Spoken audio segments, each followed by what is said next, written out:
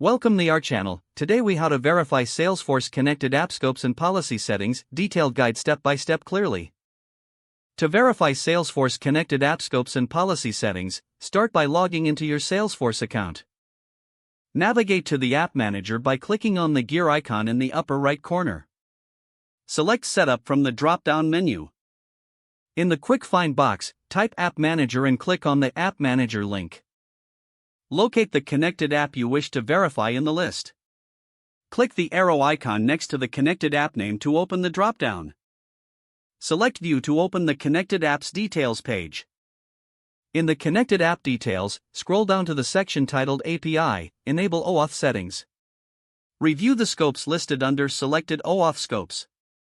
Ensure the correct permissions are assigned as per your application's requirements.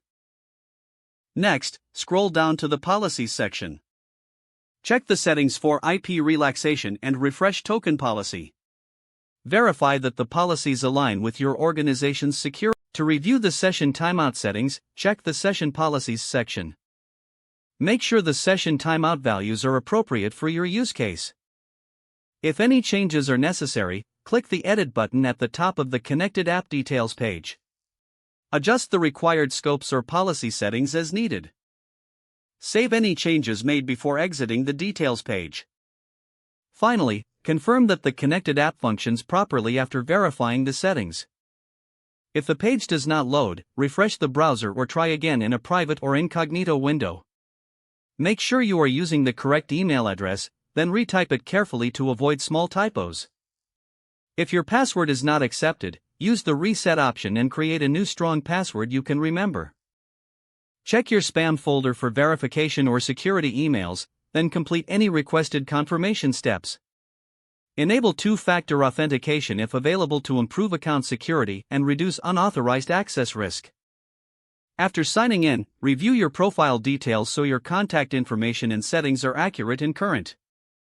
If you see an error message, note it down and try again after restarting your device and internet connection. Log out when you finish, especially on shared devices, to keep your account and payment information secure. If the page does not load, refresh the browser or try again in a private or incognito window. Make sure you are using the correct email address, then retype it carefully to avoid small typos. If your password is not accepted, use the reset option and create a new strong password you can remember.